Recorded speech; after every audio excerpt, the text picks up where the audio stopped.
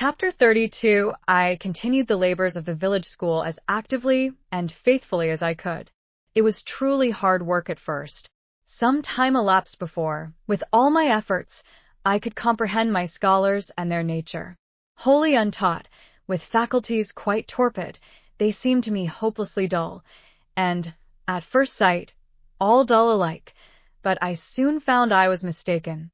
There was a difference amongst them as amongst the educated, and when I got to know them and they me, this difference rapidly developed itself. Their amazement at me, my language, my rules and ways, once subsided, I found some of these heavy-looking, gaping rustics wake up into sharp-witted girls enough. Many showed themselves obliging and amiable too, and I discovered amongst them not a few examples of natural politeness and innate self-respect, as well as of excellent capacity, that won both my goodwill and my admiration.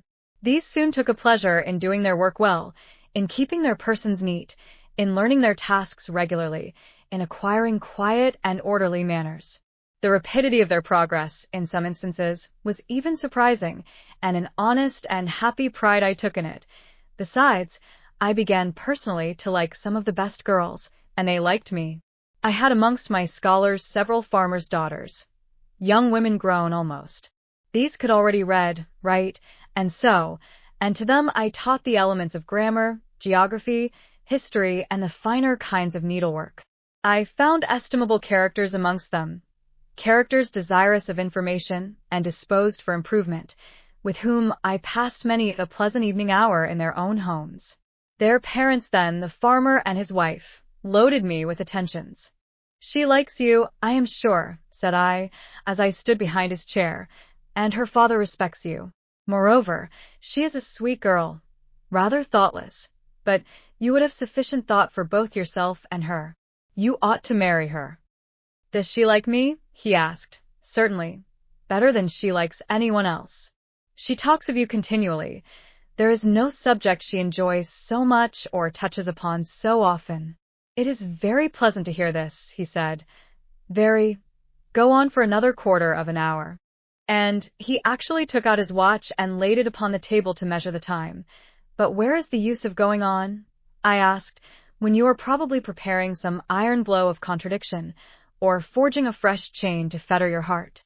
Don't imagine such hard things. Fancy me yielding and melting, as I am doing, human love rising like a freshly opened fountain in my mind and overflowing with sweet inundation all the field I have so carefully and with such labor prepared, so assiduously sown with the seeds of good intentions, of self-denying plans. And now it is deluged with a nectarous flood, the young germs swamped, delicious poison cankering them. Now I see myself stretched on an ottoman in the drawing-room at Vale Hall at my bride Rosamond Oliver's feet. She is talking to me with her sweet voice, gazing down on me with those eyes your skillful hand has copied so well, smiling at me with these coral lips. She is mine. I am hers. This present life and passing world suffice to me. Hush! Say nothing. My heart is full of delight. My senses are entranced. Let the time I marked pass in peace." I humored him. The watch ticked on. He breathed fast and low. I stood silent. Amidst this hush the quartet sped. He replaced the watch, laid the picture down, rose, and stood on the hearth. "Now," said he, "that little space was given to delirium and delusion." I rested my temples on the breast of temptation, and put my neck voluntarily under her yoke of flowers. I tasted her cup. The pillow was burning. There is an asp in the garland. The wine has a bitter taste. Her promises are hollow. Her offers false. I see and know all this. I gazed at him in wonder. "It is strange," pursued he, "that while I love Rosamond Oliver so wildly, with all the intensity, indeed, of a first passion, the object of which is exquisitely beautiful, graceful, fascinating, I experience at the same time a calm, unwarped consciousness that she would not make me a good wife, that she is not the partner suited to me, that I should discover this within a year after marriage, and that to 12 months' rapture would succeed a lifetime of regret. This I know." "Strange indeed," I could not help ejaculating, "while something in me," he went on, "is acutely sensible to her charms, Something else is as deeply impressed with her defects. They are such that she could sympathize in nothing I aspired to, cooperate in nothing I undertook. Rosamond a sufferer, a laborer, a female apostle? Rosamond a missionary's wife? No, but you need not be a missionary. You might relinquish that scheme. Relinquish? What? My vocation? My great work? My foundation laid on earth for a mansion in heaven? My hopes of being numbered in the band who have merged all ambitions in the glorious one of bettering their race, of carrying knowledge into the realms of ignorance, of substituting peace for war, freedom for bondage, religion for superstition, the hope of heaven for the fear of hell? Must I relinquish that?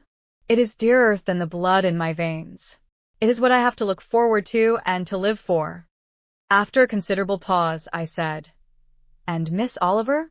Are her disappointment and sorrow of no interest to you? Miss Oliver is ever surrounded by suitors and flatterers. In less than a month, my image will be effaced from her heart. She will forget me, and will marry, probably, someone who will make her far happier than I should do. You speak coolly enough, but you suffer in the conflict. You are wasting away. No. If I get a little thin, it is with anxiety about my prospects, yet unsettled.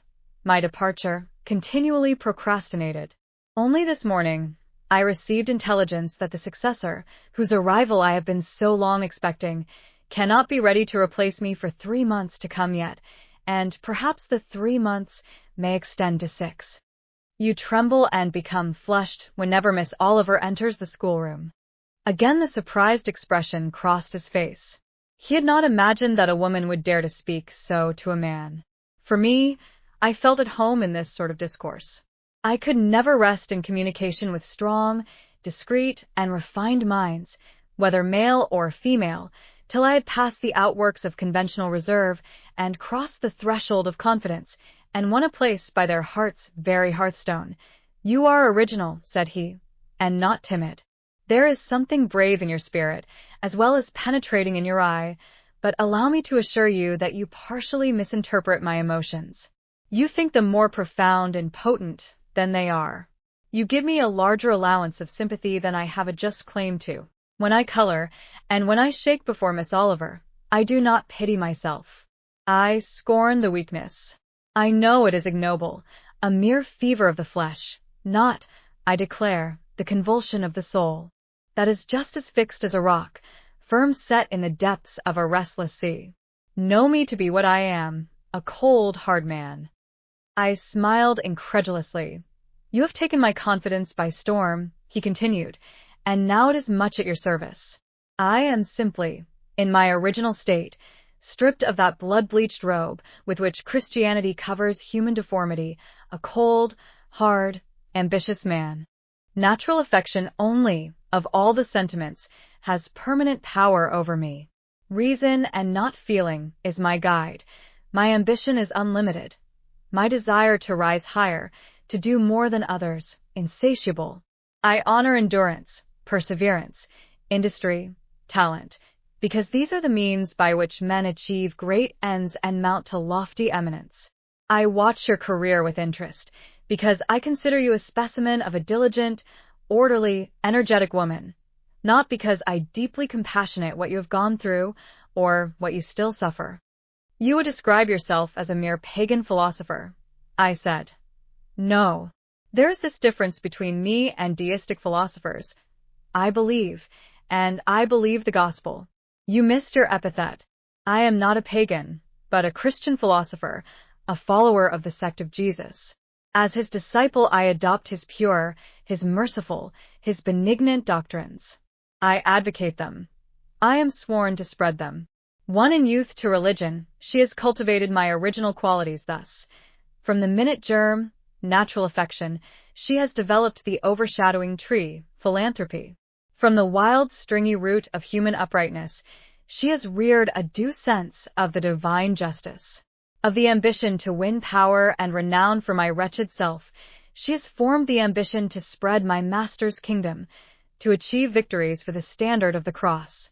So much has religion done for me, turning the original materials to the best account, pruning and training nature. But she could not eradicate nature, nor will it be eradicated, till this mortal shall put on immortality. Having said this, he took his hat, which lay on the table beside my pallet. Once more he looked at the portrait. "She is lovely," he murmured. "She is well named the rose of the world, indeed. And may I not paint one like it for you? Cui bono?" No. He drew over the picture the sheet of thin paper on which I was accustomed to rest my hand in painting, to prevent the cardboard from being sullied. What he suddenly saw on this blank paper, it was impossible for me to tell, but something had caught his eye. He took it up with a snatch. He looked at the edge, then shot a glance at me, inexpressibly peculiar and quite incomprehensible, a glance that seemed to take and make note of every point in my shape, face, and dress, for it traversed all, quick, keen as lightning. His lips parted, as if to speak, but he checked the coming sentence, whatever it was. "What is the matter?" I asked. "Nothing in the world," was the reply, and, replacing the paper, I saw him dexterously tear a narrow slip from the margin. It disappeared in his glove, and, with one hasty nod and good afternoon, he vanished. "Well," I exclaimed, using an expression of the district, "that caps the globe, however." I, in my turn, scrutinized the paper, but saw nothing on it save a few dingy stains of paint where I had tried the tint in my pencil.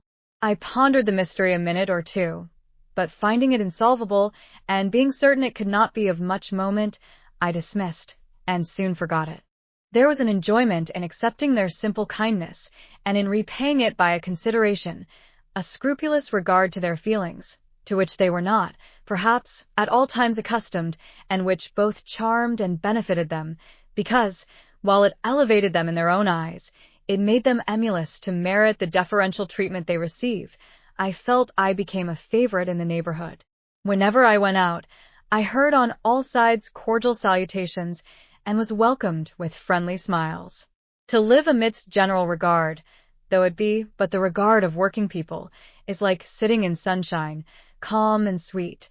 Serene inward feelings bud and bloom under the ray.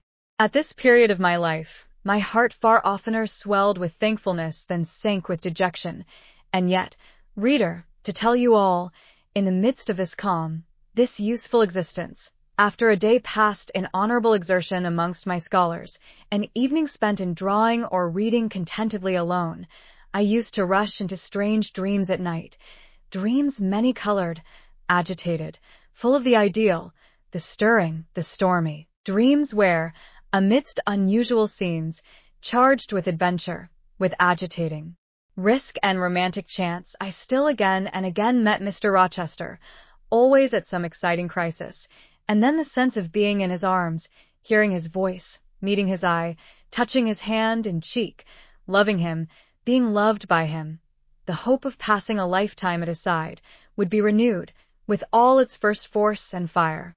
Then I awoke. Then I recalled where I was, and how situated. Then I rose up on my curtainless bed, trembling and quivering, and then the still, dark night witnessed the convulsion of despair, and heard the burst of passion. By 9 o'clock the next morning I was punctually opening the school.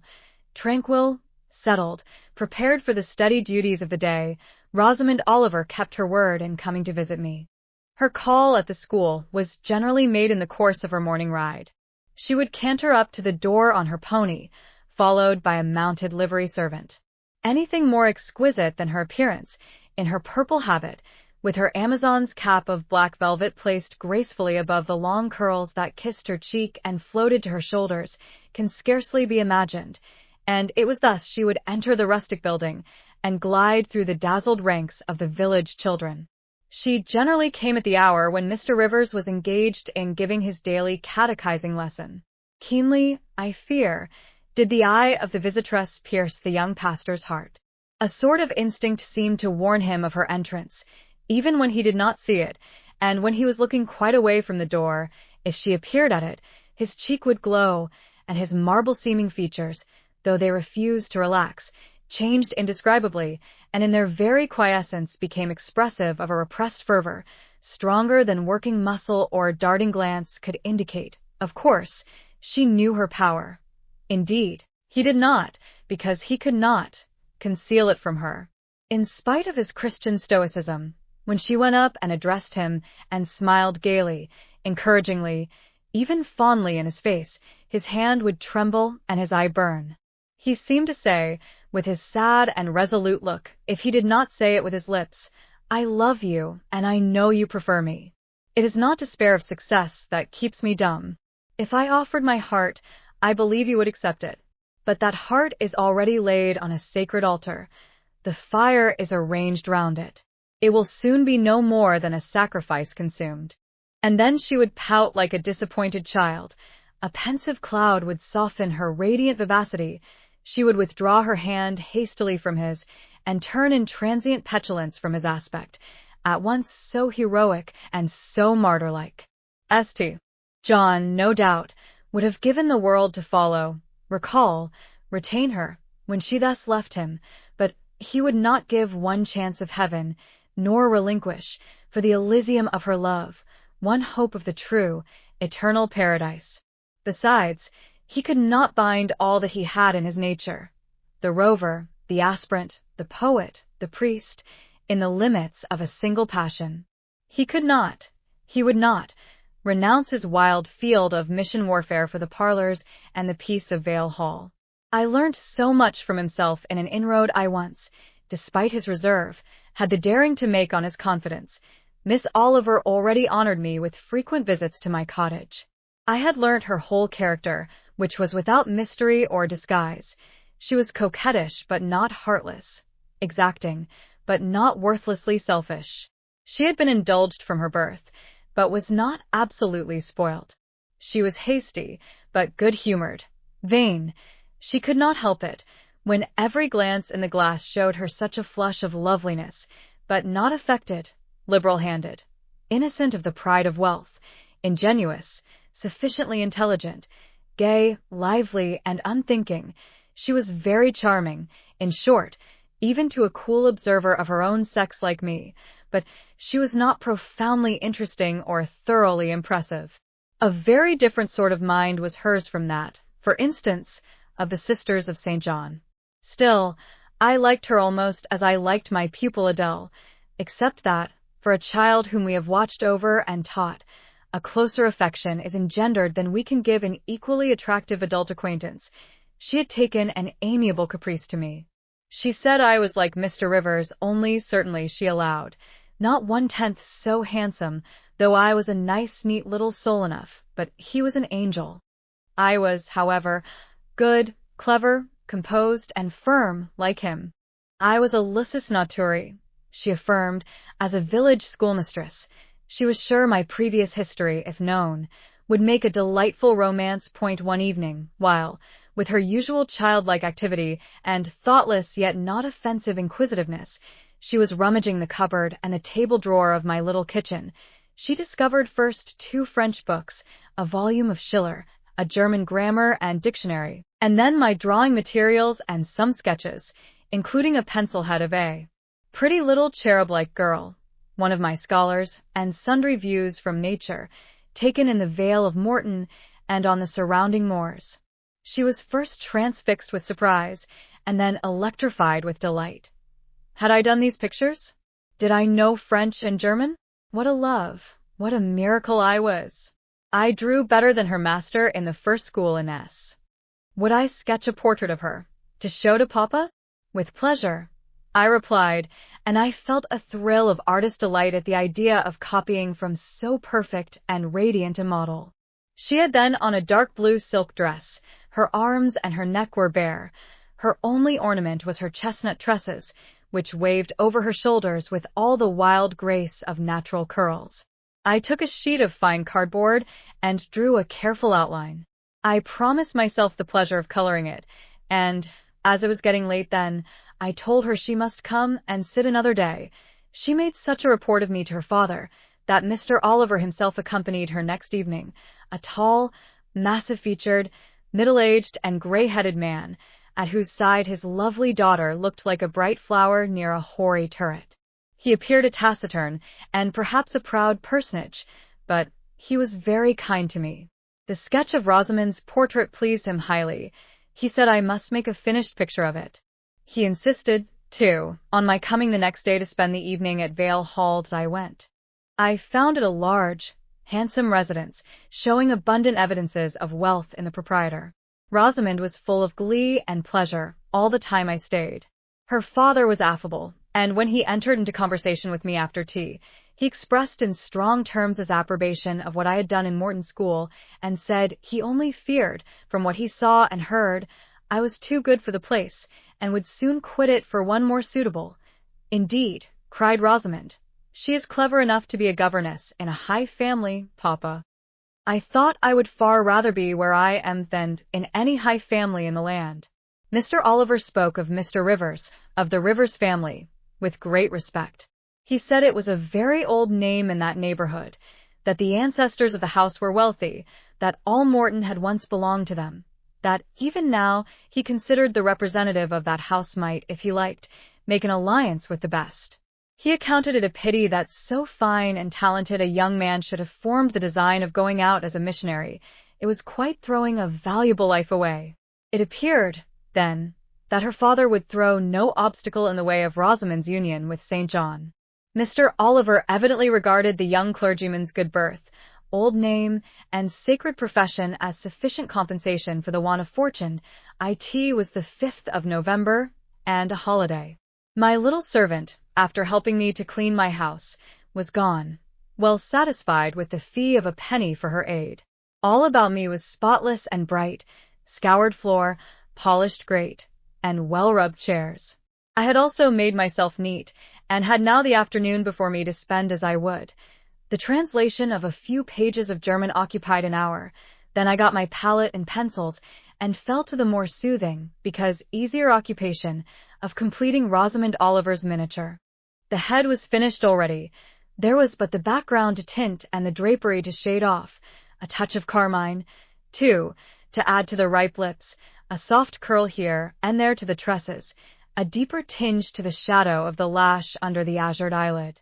I was absorbed in the execution of these nice details, when, after one rapid tap, my door unclosed, admitting St. John Rivers. I am come to see how you are spending your holiday, he said. Not, I hope, in thought? No, that is well. While you draw you will not feel lonely. You see, I mistrust you still, though you have borne up wonderfully so far. I have brought you a book for evening solace, and he laid on the table a new publication, a poem, one of those genuine productions so often vouchsafed to the fortunate public of those days, the golden age of modern literature.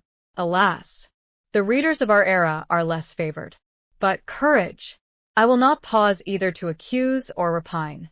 I know poetry is not dead, nor genius lost, nor has mammon gained power over either, to bind or slay. They will both assert their existence, their presence, their liberty and strength again one day. Powerful angels, safe in heaven. They smile when sordid souls triumph, and feeble ones weep over their destruction. Poetry destroyed? Genius banished? No. Mediocrity? No. Do not let envy prompt you to the thought. No. They not only live, but reign and redeem. And without their divine influence spread everywhere, you would be in hell, the hell of your own meanness. While I was eagerly glancing at the bright pages of Marmion, for Marmion it was, St. John stooped to examine my drawing. His tall figure sprang erect again with a start. He said nothing. I looked up at him. He shunned my eye. I knew his thoughts well, and could read his heart plainly. At the moment I felt calmer and cooler than he. I had then temporarily the advantage of him, and I conceived an inclination to do him some good, if I could. With all his firmness and self-control, thought I, he tasks himself too far, locks every feeling and pang within, expresses, confesses, imparts nothing. I am sure it would benefit him to talk a little about this sweet Rosamond, whom he thinks he ought not to marry. I will make him talk. I said first, take a chair, Mr. Rivers. But he answered, as he always did, that he could not stay. Very well, I responded mentally. Stand if you like, but you shall not go just yet. I am determined. Solitude is at least as bad for you as it is for me.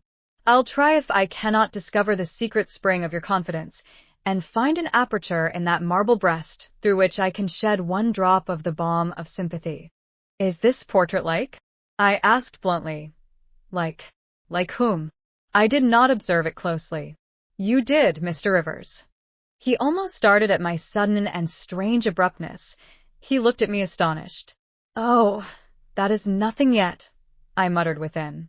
I don't mean to be baffled by a little stiffness on your part. I'm prepared to go to considerable lengths.